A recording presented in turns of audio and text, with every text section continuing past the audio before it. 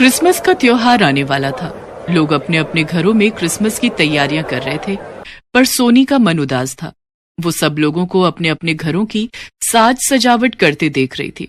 तभी उसे अपनी माँ के रोने की आवाज आई और वो अंदर भागी। भाभी, मैंने कपड़े बहुत ध्यान से धोए थे, मुझे नहीं पता आपकी साड़ी पर ये दाग कैसे लग गया। शायद आपकी साड़ी की फॉल का रंग साड़ी पर आया है। मेरे आगे जुबान लड़ाती है, हमारा खाकर हम पर ही जोर चलाती है। तेरा पति तुझे छोड़कर भाग गया, तू और तेरी बेटी यहाँ रहकर मुफ्त की रोटियां तोड़ रही हो। किरण, तुम भी बहुत सीधी हो। अच्छे से इन दोनों माँ बेटी से काम लिया करो। तुम काम वाली को हटा दो, कल से बर्तन झाड़ू का काम सोनी कर लेगी। आप ठीक कह रहे हो। सुमन, तू रसोई और कपड़े संभालती है, इसीलिए सफाई बर्तन में देर हो जाती है। अब से सोनी बर्तन सफाई करेगी। पर भाभी, सोनी स्कूल कैसे जाएगी? सुबह उसका स्कूल होता है। सुन लो सुमन, सोनी कल से स्कूल नहीं जाएगी। मेरे पास इतने पैसे नहीं है कि मैं सोनी की भी पढ़ाई का खर्चा उठा सकूं। क्या जरूरत थी विवेक को भागने की घर छोड़कर? अपनी जिम्मेदारियों से मुक्त होकर भाग गया। मैं तो सिर्फ समाज के डर से तुम दोनों को घर से धक्के देकर नहीं निकाल रहा हूँ। इसलिए जैसा हम कहते हैं वैसा करो, ज्यादा नखरे करने की जरूरत नहीं है। किरण, मैं दुकान जा रहा हूँ। सुमन की आंखों में आंसू आ जाते हैं। 6 महीने पहले सुमन का पति विवेक बिना बताए कहीं चला गया और 6 महीने से विवेक का कुछ पता नहीं। सुमन अपनी बेटी सोनी के साथ घर को छोड़कर भी नहीं जा सकती। उसे लगता है कभी न कभी विवेक जरूर लौट कर आएगा, इसीलिए वो अपनी जेठानी के साथ रहने पर मजबूर है। आखिर वो अपनी बेटी को लेकर कहाँ जाए? उसका इस दुनिया में कोई नहीं है। सोनी की पढ़ाई छुड़वा दी जाती है और वो बेचारी अपनी माँ सुमन के साथ घर के कामों में लग जाती है। 2 दिन बाद क्रिसमस था। किरण दीदी, कहाँ हो? अरे, हमारी शीतल बिटिया कहाँ पर है? मामा जी, आप और आपके हाथ में ये इतने सारे गिफ्ट्स, ये किसके लिए हैं? अरे सुरेश भैया, आप अचानक, आपने आने की कोई खबर ही नहीं दी। अरे दीदी, आपको तो पता है ना कि हर बार क्रिसमस पर ऑफिस में बहुत काम होता है, इसलिए मैं अपनी भांजी के लिए क्रिसमस के लिए ढेर सारे उपहार पहले ही ले आया। पता नहीं मुझे बाद में समय मिले या ना मिले। क्यों, क्या हुआ? तुम्हारे पास समय क्यों नहीं रहेगा? अरे दीदी, क्रिसमस पर हमारा ऑफिस बहुत बड़े लेवल पर एक पार्टी कर रहा है और हाँ, मैं आप सबको भी इनवाइट करने आया हूँ। और हाँ, शीतल को वहाँ पर बहुत मजा करने को मिलेगा। पूरी क्रिसमस पार्टी में सब खूब मजे करने वाले हैं।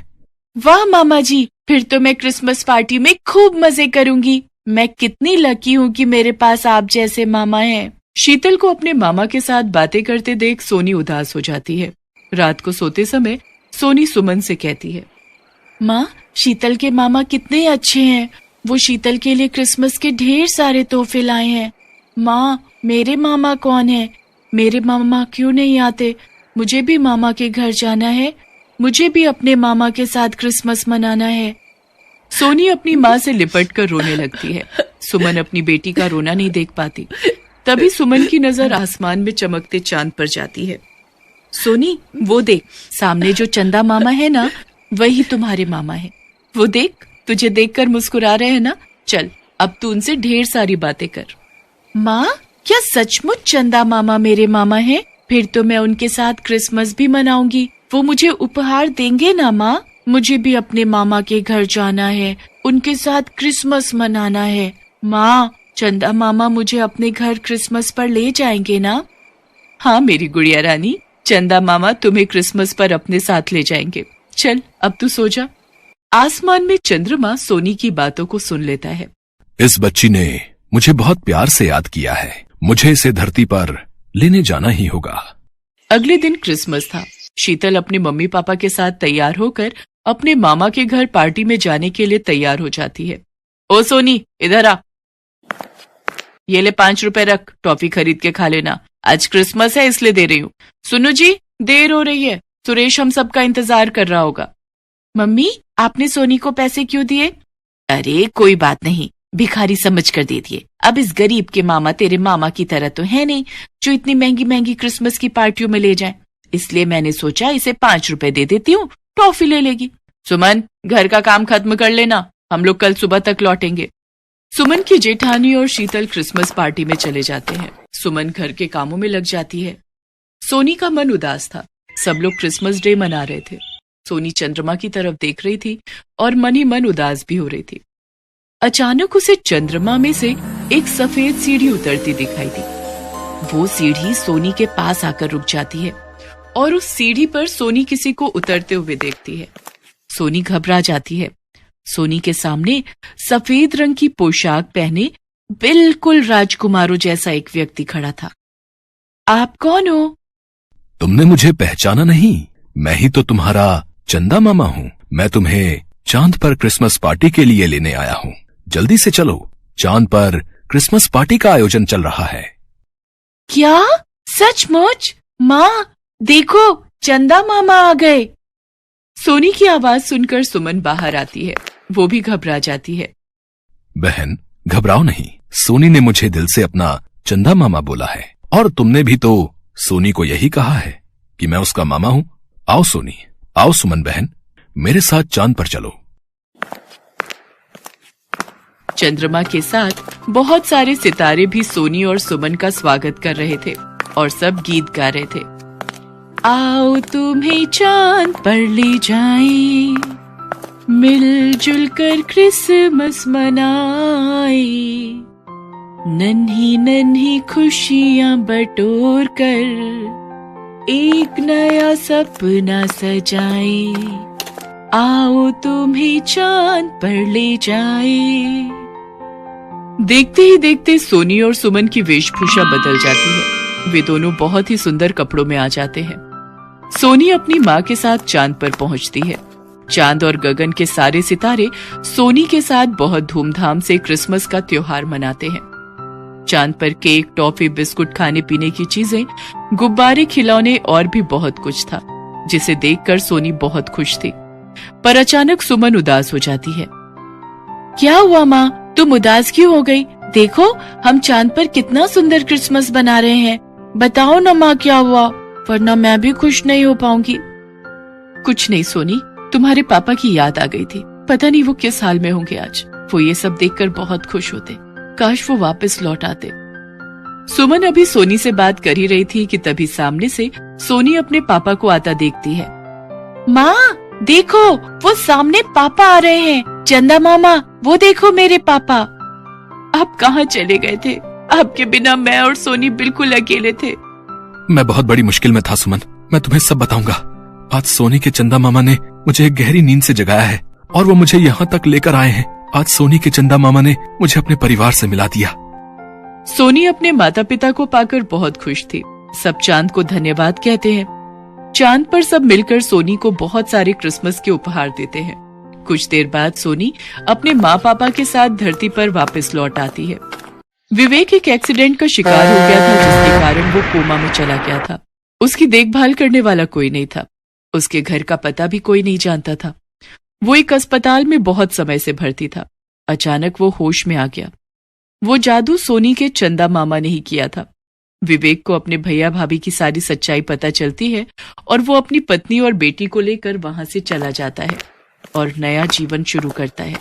आज सोनी के चंदा मामा की वजह से उसके जीवन में बहुत सारी खुशियां थी।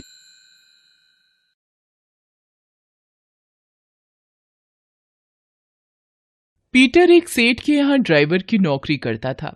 उसकी 7 साल की एक बेटी थी, मरियम। मरियम बचपन से ही देख नहीं पाती थी। जब मरियम 3 साल की थी, तभी पीटर की पत्नी स्टेला की मौत कैंसर से हो गई थी। लोगों ने पीटर को दोबारा शादी करने को कहा, लेकिन उसने किसी की नहीं सुनी, क्योंकि उसे लगता था कि सौतेली माँ मरियम को वो प्यार नहीं दे पाएगी जो उसे उसकी सगी माँ दे सकती थी। पीटर अपनी बेटी मरियम को उसकी माँ और पिता दोनों का प्यार देने की पूरी कोशिश करता था। पता है मरियम, तुम कैसी लग रही हो? परी के जैसी। बिल्कुल, लेकिन तुम्हें कैसे पता? क्योंकि ये तो आप मुझे हर दिन बोलते हैं। पापा, काश मैं भी देख पाती तो मुझे पता होता कि परी कैसी दिखती है। मरियम की बात सुनकर पीटर की आंख में आंसू आ गए। वो उसे गले से लगा लेता है। पीटर हर दिन मरियम का नाश्ता बनाता, उसे तैयार करता, फिर वो ड्यूटी पर जाता। ये सब करने में उसे कभी कभी देर भी हो जाती, लेकिन उसके सेठ बहुत अच्छे थे। वो उसकी परेशानी समझते थे, इसलिए उसे कुछ नहीं बोलते थे। क्रिसमस के कुछ दिनों पहले की बात है। सेठ जी कुछ दिनों के लिए विदेश गए हुए थे। इस कारण पीटर सेठ के बेटे की गाड़ी चला रहा था। एक दिन पीटर ड्यूटी पर लेट पहुंचा। सेठ का बेटा और पीटर कार के पास खड़े हैं। मतलब तुम तो हद करते हो पीटर। तुम्हें बोला था आज जरूरी मीटिंग है, जल्दी आना, लेकिन तुम लाट साहब की तरह अब आ रहे हो। सॉरी सर, वो ऐसा है कि देखो, तुम अपने बहाने मुझे मत सुनाओ। मैं तुम जैसे कामचोर को अच्छी तरह से जानता हूं। पगार पूरी चाहिए, लेकिन काम आधा करना है। ऐसा नहीं है सर। देखो, मुझसे बहस मत करो। मैं अपने पापा की तरह बिल्कुल नहीं हूं। मुझे तुम्हारे जैसे ढीले लोग मेरी कंपनी में बिल्कुल नहीं चाहिए।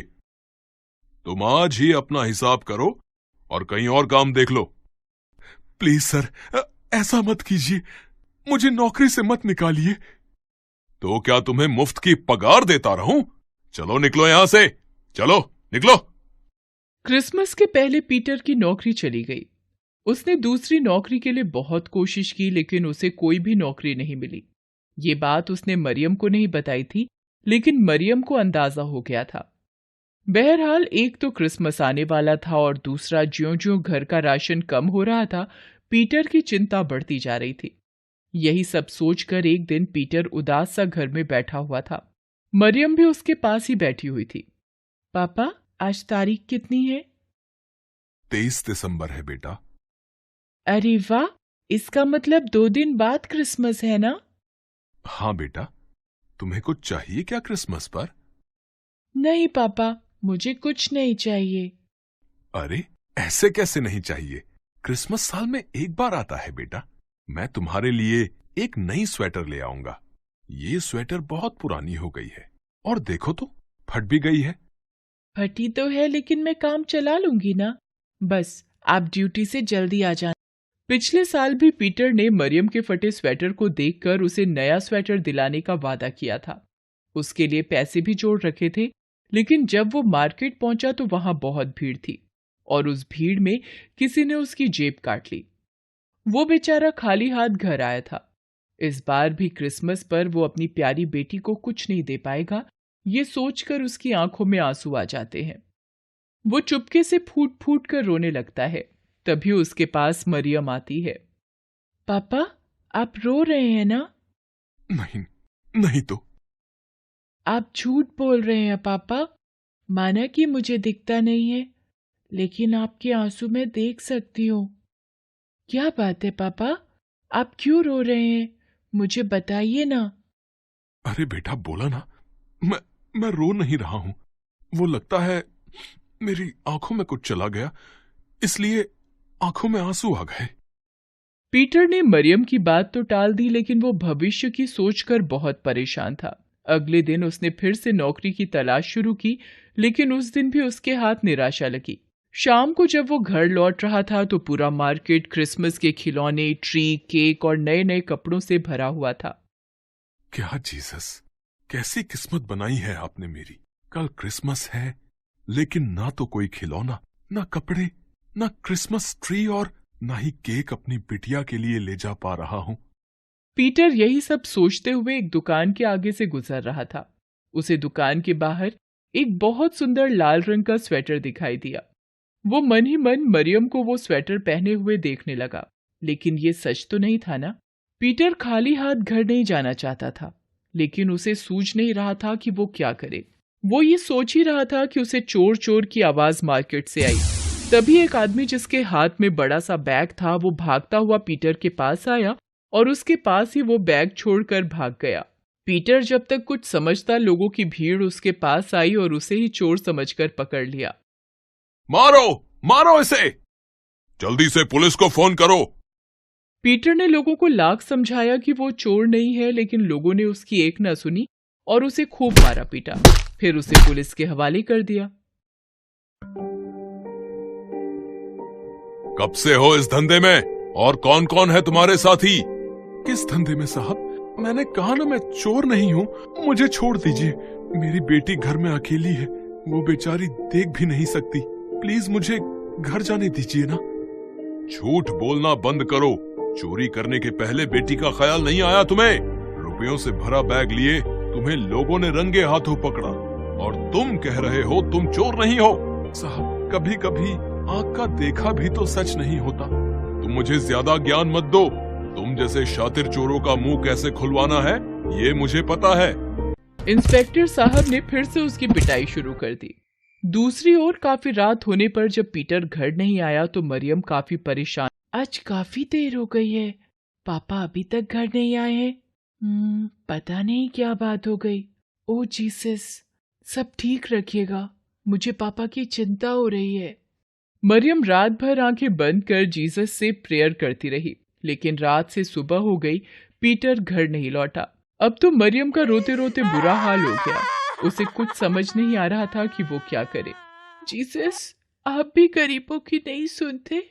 चर्च के फादर कहते हैं कि सच्चे मन से की गई प्रार्थना का उत्तर आप देते हैं। मैंने तो पूरे मन से आपसे प्रेयर किया, लेकिन आपने कोई जवाब नहीं दिया। अगर आपको लगता है कि आपके बिना मैं अपने पापा को नहीं ढूंढ सकती, तो ये आप गलत सोचते हैं। आखिरकार मरियम ने खुद ही अपने पापा को ढूंढने का फैसला किया और घर से निकल गई। मरियम अपने पापा के बिना कभी इस तरह घर से बाहर नहीं गई थी। उसे सड़क की भीड़ भाड़ का अंदाजा नहीं था। वो किसी तरह गिरते संभलते अपने पापा का नाम पुकारते आगे बढ़ रही थी। दूसरी ओर पीटर भी मार खाते खाते बेहोश हो गया था। हवलदार, लगता है ये कुछ ज्यादा ही शातिर है, बिल्कुल मुंह नहीं खोल रहा। कोई बात नहीं, इससे तो मैं बाद में निपटूंगा। इंस्पेक्टर साहब ने उस समय तो उसे छोड़ दिया, लेकिन शाम को फिर से पूछताछ करने की बात कहकर वो थाने से अपने घर जाने के लिए बाइक पर निकल गए। थोड़ी दूर पर उन्हें मरियम सड़क के किनारे बैठी हुई दिखाई दी। वो रोए भी जा रही थी। इंस्पेक्टर की बेटी भी मरियम की उम्र की ही थी, इसलिए उसे देखकर उन्हें दया आ गई और वो अपनी बाइक रोककर उसके पास गए। तुम कौन हो बेटी? इस तरह रो क्यों रही हो? तुम मुझे बताओ, मैं तुम्हारी मदद करूंगा। आपको जीसस ने भेजा है क्या अंकल? जीसस? हाँ, उन्होंने ही भेजा है। अब बताओ, तुम क्यों रो रही हो? मेरा नाम मरियम है। मैं अपने पापा को खोज रही हूँ। वो कल रात से घर नहीं लौटे हैं। क्या नाम है तुम्हारे पापा का? कैसे दिखते हैं वो? तुम मुझे बताओ, मैं उन्हें ढूंढूंगा। पीटर नाम है उनका। वो कैसे दिखते हैं वो मुझे पता नहीं। मैंने आज तक उन्हें नहीं देखा। अरे, ऐसा कैसे हो सकता है? अच्छी भली तुम दिख रही हो और कहती हो कि तुमने अपने पापा को नहीं देखा। कभी कभी आंख का देखा भी सच नहीं होता है अंकल। मैं जन्म से ही नहीं देख सकती। इंस्पेक्टर ने जैसे ही मरियम की ये बात सुनी कि कभी कभी आंख का देखा भी सच नहीं होता है, उसे थाने में बंद चोर की याद आई। उसने भी बिल्कुल यही बात कही थी। उसे ये भी याद आया कि उसने कहा था कि उसकी बेटी जो देख नहीं सकती वो उसका इंतजार कर रही होगी। ये सब सोचकर इंस्पेक्टर को बहुत ग्लानि महसूस होने लगी। वो मरियम को अपनी बाइक पर बिठाकर थाने ले आया। इंस्पेक्टर पीटर को हवालात से बाहर निकालता है। साहब, आप फिर से मुझे मारेंगे? मुझे मत मारिए ना, मैंने सच में चोरी नहीं की है। प्लीज मुझे घर जाने दीजिए। अरे, मैं तुम्हें नहीं मारूंगा। मैं तो तुम्हारे लिए क्रिसमस गिफ्ट लेकर आया हूँ। Christmas gift? इसके बाद इंस्पेक्टर ने मरियम को आवाज लगाई। पुलिस थाने में मरियम को देखकर पीटर को अपनी आंखों पर भरोसा नहीं हुआ। उसने दौड़कर उसे गले लगा लिया। अरे, मेरी परी यहाँ कैसे आ गई? मुझे ये अंकल लेकर आए हैं पापा। हम तुम्हारे पापा को यहाँ गलती से ले आए थे बेटा, इसके लिए मुझे माफ कर देना। अगर किसी निर्दोष को सजा मिल जाए तो ये कानून की कमी है, लेकिन शायद जीसस को ये मंजूर नहीं था। तभी तो मरियम तुम्हें खोजने निकली और इसकी बातों से मुझे पता लगा कि तुम झूठ नहीं बोल रहे थे। I am sorry. शाम को पीटर मरियम के साथ चर्च गया और दिल से प्रार्थना की। आखिर जीसस ने उन्हें बड़ी मुसीबत से बचाया था। शाम को इंस्पेक्टर साहब भी चर्च आए थे। उन्होंने उन दोनों को मैरी क्रिसमस तो कहा ही, साथ ही एक बड़ी खुशखबरी भी उन्हें दी।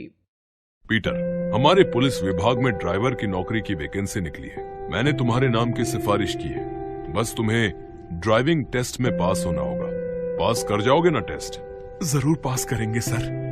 पीटर ने ड्राइविंग टेस्ट पास कर लिया। अब वो पुलिस विभाग में ड्राइवर के पद पर काम करता है। इस क्रिसमस उसे ऐसा गिफ्ट मिला जो वो अपनी पूरी जिंदगी नहीं भूल सकता। Thanks for watching.